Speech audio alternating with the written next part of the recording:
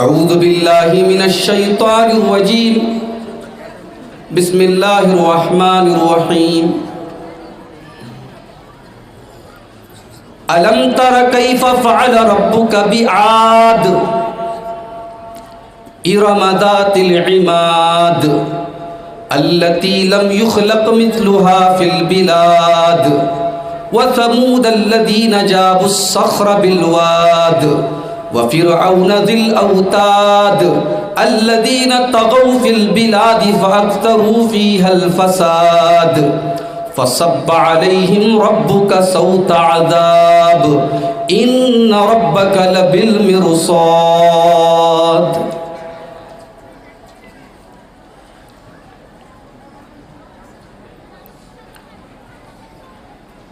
پہلے آپ اپنا دل آئینہ کیجئے، پہلے آپ اپنا دل آئینہ کیجئے، پھر کسی سے امید وفا کیجئے. پہلے آپ اپنا دل آئینہ کیجئے، پھر کسی سے امید وفا کیجئے. سر بلندی کی خواہش ہے دل میں اگر، سر بلندی کی خواہش ہے دل میں اگر، سر بلندی کی خواہش ہے دل میں اگر، سر اٹھا کر نہ اتنا چلا کیجئے، سر اٹھا کر نہ اتنا چلا کیجئے. مسئلے خود بخود حل ہو ہی جائیں گے، مسئلے خود بخود ہی حل ہو جائیں گے، مسئلے خود بخود ہی حل ہو جائیں گے. اپنی اپنی حدوں میں رہا کیجئے، اپنی اپنی حدوں میں رہا کیجئے. اتنی سنجیدگی بھی مناسب نہیں، اتنی سنجیدگی بھی مناسب نہیں. گاہے گاہے میاں ہنس لیا کیجئے، گاہے گاہے میاں ہنس لیا کیجئے. پیکر مصلحت ہے ہر ایک آدمی، پیکر مصلحت ہے ہر ایک آدمی، پیکر مصلحت ہے ہر ایک آدمی. کس سے ملیے کسے رہنما کیجئے، کس سے ملیے کسے رہنما کیجئے. پہلے آپ اپنا دل آئینہ کیجئے، پھر کسی سے امید وفا کیجئے. صدر محترم، علماء کرام، محترم بزرگوں، نوجوان ساتھیوں، پردہ نشین ماؤں اور بہنوں، پیارے بچوں، ہرن پور پاکڑ کا یہ پروگرام بڑے اچھے طریقے سے، بڑے سکون سے چل رہا ہے، اور مجھے اس پروگرام کی آخری کڑی کے طور پر آپ کے سامنے حاضر کیا گیا ہے. میں نے آپ کے سامنے خطبہ مسنونہ کے بعد قرآن مجید کے 30ویں پارے کی کچھ آیتیں پڑھی ہیں سورۃ الفجر کی. ان آیتوں میں اللہ تعالیٰ نے دنیا کی کچھ ایسی قوموں کا ذکر کیا ہے جن کے اوپر اللہ کا عذاب آیا تھا. اللہ نے ان قوموں کی طاقت کا ذکر کیا ہے کہ وہ کتنی پاورفل تھی، کتنی طاقتور تھی. لیکن طاقتور ہونے کے باوجود جب ان قوموں نے اللہ تبارک و تعالیٰ کے احکام کی نافرمانی کی، اس کی شریعت کی نافرمانی کی، تو اللہ کے عذاب کا کوڑا برسا ان کے اوپر، اور دردناک عذاب ان قوموں کے اوپر آیا. آئیے ان آیتوں کا ترجمہ پہلے ہم دیکھ لیتے ہیں، پھر بات کو آگے بڑھاتے ہیں. قرآن کا 30واں پارہ، سورۃ الفجر کی آیات ہیں. ہو سکتا ہے کہ آپ میں سے بہت سارے لوگوں کو یاد بھی ہو یہ آیت. الم تر کیف فعل ربک بعاد، اے نبی کیا آپ نے اس قوم کو دیکھا جس قوم کو قوم عاد کہا جاتا ہے کہ اللہ تعالیٰ نے اس قوم کے ساتھ کیا سلوک کیا. ارم ذات العماد، یہ جو قوم عاد تھی یہ بہت بڑے بڑے کھمبے والے مکان بناتی تھی، پہاڑوں کو کاٹ کاٹ کر کے مکان بناتی تھی. وَثَمُودَ الَّذِينَ جَابُوا الصَّخْرَ بِالْوَادِ، اور اے نبی کیا آپ نے دیکھا کہ قوم سمود کے ساتھ اللہ تعالیٰ نے کیا کیا، جو چٹانوں کو کاٹ کاٹ کر کے اپنے مکان بناتی تھی. یہ دو قومیں بڑی طاقتور تھی، قوم عاد اور قوم سمود. قوم عاد کی طرف اللہ تعالیٰ نے حضرت ہود علیہ السلام کو نبی بنا کر کے بھیجا، قوم سمود کی طرف حضرت صالح علیہ السلام کو نبی بنا کر کے بھیجا. اور یہ دونوں قومیں اتنی طاقتور تھیں کہ ان کو ناز تھا کہ ہم سے زیادہ طاقتور کوئی نہیں ہے. قوم عاد کے لوگ تو باقاعدہ کہتے تھے من اشد منا قوہ، ہم سے زیادہ طاقتور کون ہے، ہم سے زیادہ پاورفل کون ہے.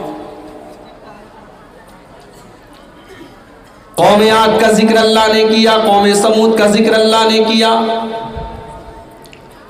اس کے بعد اللہ فرماتا ہے وَفِرْعَوْنَ ذِي الْأَوْتَادِ، اور اے نبی آپ کی رب نے فرعون کے ساتھ کیا سلوک کیا جو ذی الاوتاد تھا، جو بے قصور لوگوں کے ہاتھوں اور پیروں میں کیل ٹھکوا کر کے ان کو پھانسی پہ چڑھا دیتا تھا، جو لوگوں کے اوپر بڑا ظلم اور اتیاچار کرتا تھا، جو بہت بڑا ظالم تھا، بہت بڑا ظالم.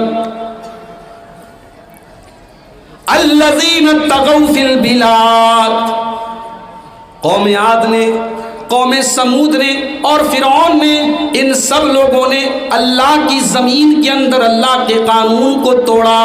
انہوں نے ظلم کیا، انہوں نے سرکشی کی، انہوں نے گناہ کیے، انہوں نے اللہ کو ناراض کیا.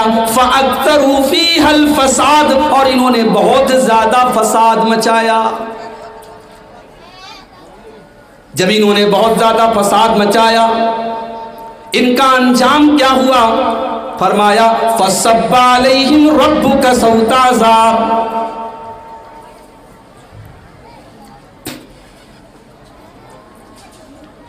ان کے اوپر اللہ تعالیٰ نے اپنے عذاب کا کوڑا برسایا. عذاب کا کوڑا برسایا. اللہ نے یہ نہیں کہ ہم نے عذاب بھیجا، عذاب کا کوڑا برسایا اللہ نے. کیسے عذاب کا کوڑا برسایا اللہ نے؟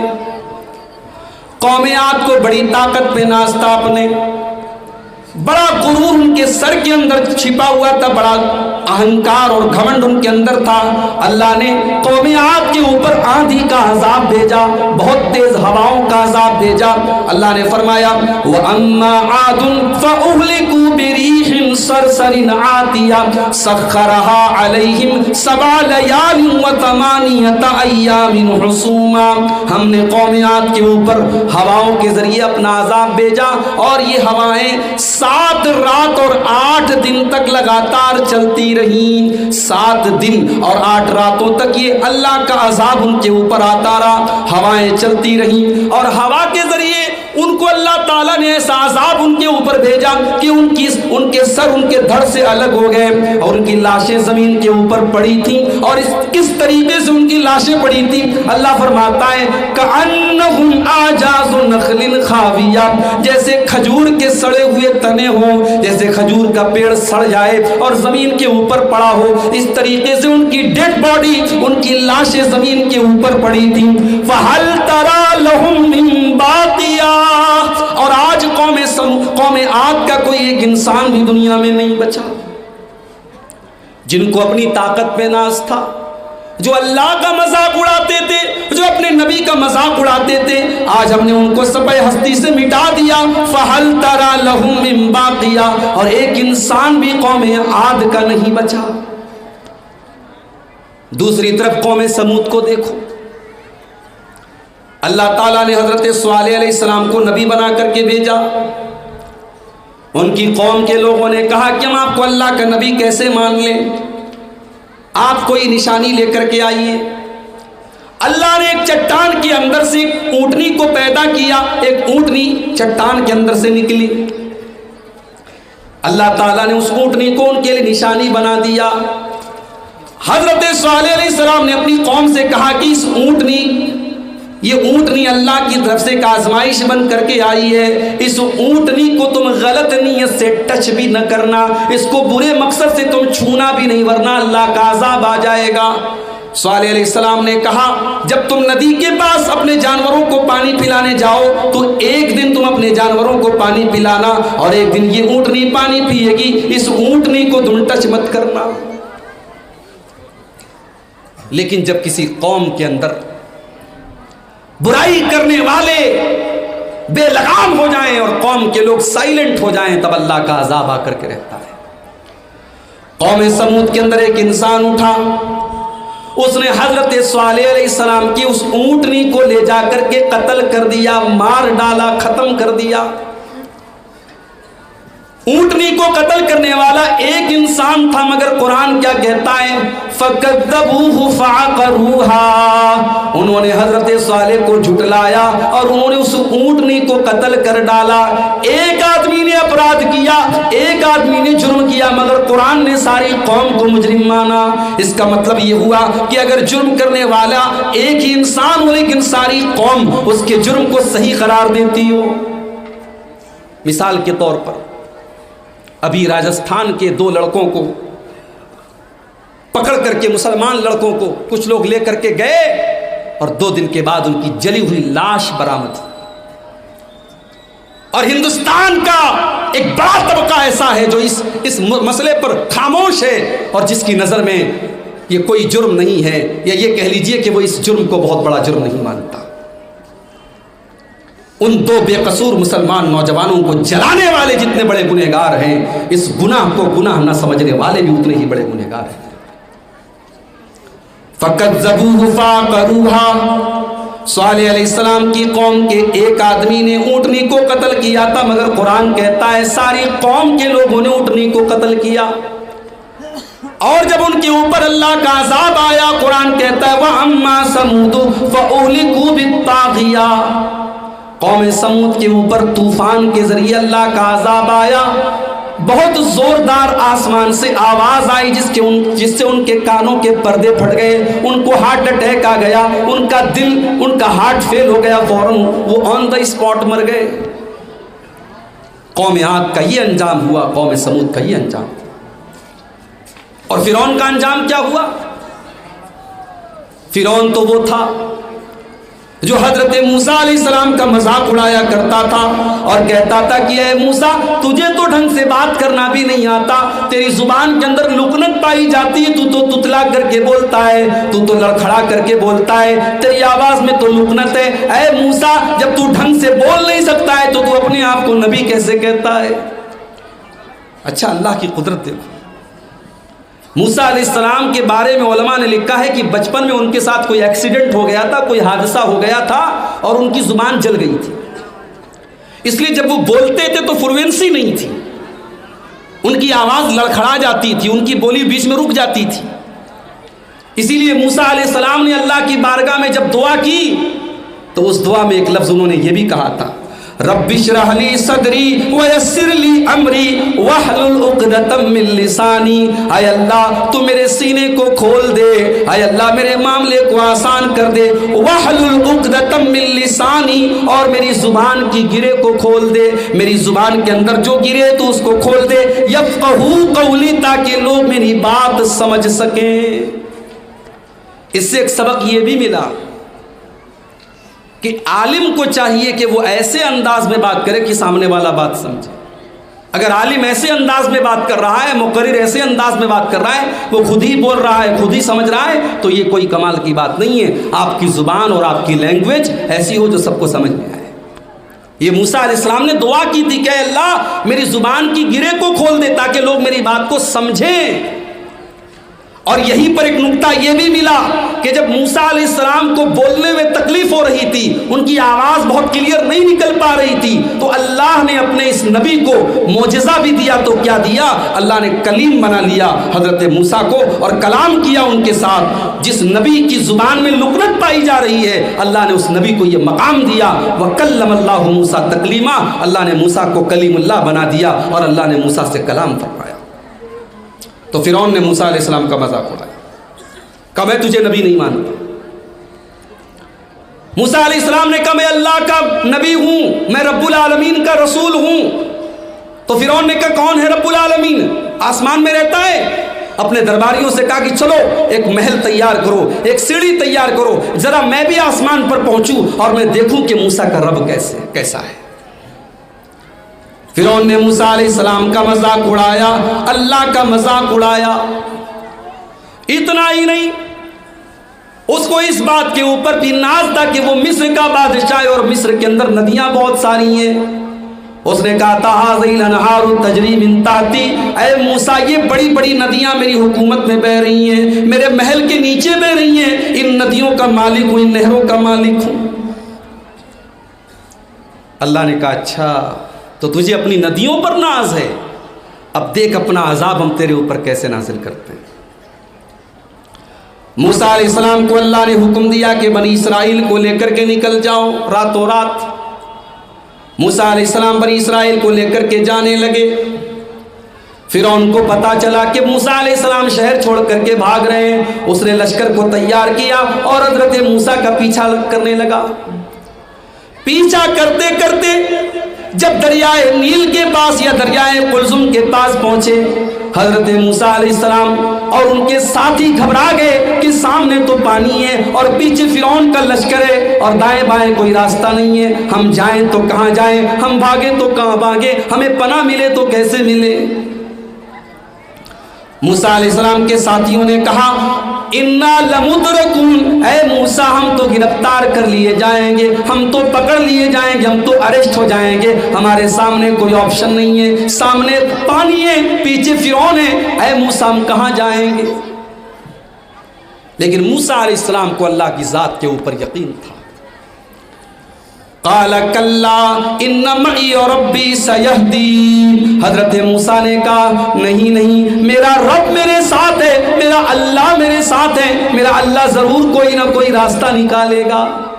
او لوگو، آج ہندوستان کے حالات دیکھ کر کے اور خبروں کو دیکھ کر کے آپ کے دماغ میں بھی بہت سارے خیالات آتے ہوں گے، آپ کو بھی لگتا ہوگا پتہ نہیں آنے والے سالوں میں کیا ہوگا، پتہ نہیں آنے والے وقت میں کیا ہوگا۔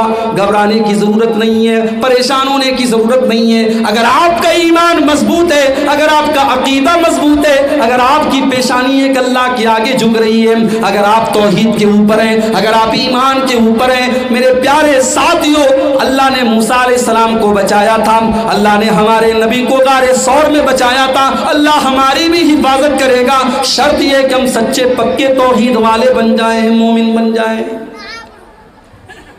اطمینان پیدا کرو، سکون پیدا کرو، گھبرانے سے کیا ہوگا؟ یہ جو ڈر ہے اپنے دل میں، یہ ڈر نکال دو۔ ڈرنا ہے تو اللہ سے ڈرو، وہ ذات ہے جس سے ڈرا جائے، وہ ذات ہے جس سے امید لگائی جائے۔ اگر آپ کا توکل مضبوط ہے، آپ کا ایمان مضبوط ہے، دنیا کی کوئی طاقت آپ کا کچھ نہیں بگاڑ سکتی۔ موسیٰ علیہ السلام نے بڑے اطمینان سے کہا کہ میرا رب میرے ساتھ ہے، وہ مجھے بے سہارا نہیں چھوڑے گا۔ اللہ نے فرمایا اے موسیٰ اپنی لاٹھی کو ذرا پانی کے اوپر مارو۔ موسیٰ علیہ السلام نے پانی کے اوپر اپنی لاٹھی کو مارا۔ لاٹھی تو لاٹھی ہوتی ہے، اللہ نے اس لاٹھی کے اندر یہ کمال پیدا کر دیا، اس لاٹھی کو جیسے موسیٰ علیہ السلام نے پانی کے اوپر مارا، فَانْفَلَقَ فَكَانَ كُلُّ فِرْقٍ كَالطَّوْدِ الْعَظِيمِ، پانی دو ٹکڑے ہو گیا اور بیچ میں راستہ بن گیا، دریا کے بیچ میں راستہ بن گیا۔ اس کو کہتے میریکل، اس کو کہتے معجزہ۔ اللہ کے حکم سے پانی کے بیچ میں راستہ بن گیا۔ موسیٰ علیہ السلام اور ان کے ساتھی پانی کے راستے کو طے کر کے پانی کو پار کر گئے، دریا کو پار کر گئے۔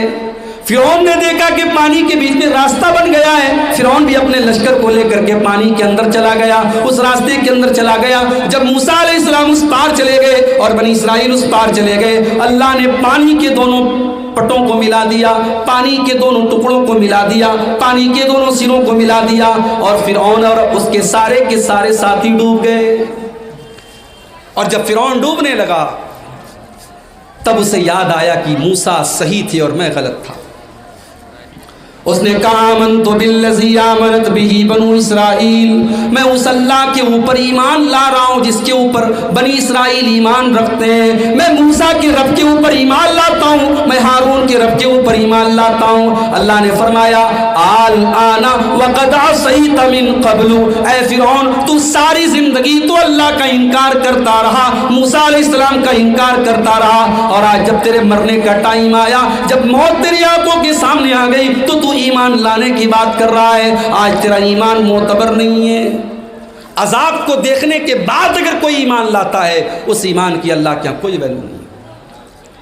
اسی لیے جب قیامت کے دن سورج پورب کے بجائے پچھم سے نکلے گا تو قرآن کہتا ہے لا ينفع نفسا ایمانها، جب قیامت کے دن سورج پچھم سے نکلے گا اس دن اگر کوئی ایمان لائے گا اس کا ایمان اس کے کوئی کام نہیں آئے گا۔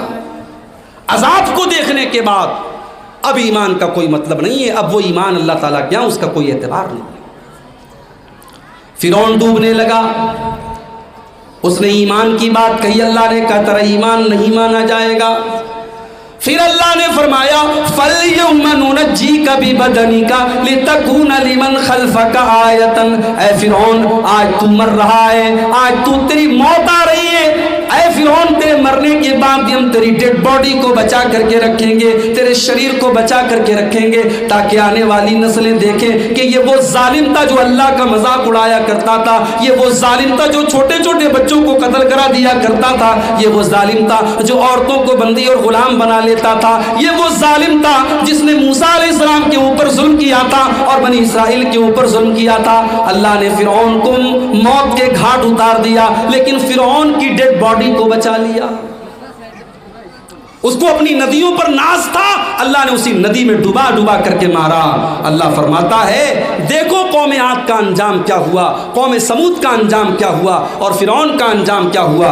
فَصَبَّ عَلَيْهِمْ رَبُّكَ صَوْتَ عَذَابٍ، اللہ نے ان کے اوپر اپنے عذاب کا کوڑا برسایا۔ إِنَّ رَبَّكَ لَبِالْمِرْصَادِ، او لوگو تمہارا پروردگار نظر رکھے ہوئے ہے، تمہارا پروردگار نظر رکھے ہوئے، تم نے اگر وہی کام کیا جو قوم عاد نے کیا تھا، جو قوم سمود نے کیا تھا، جو فرعون نے کیا تھا، تو تمہارا بھی انجام بہت برا ہونے والا ہے۔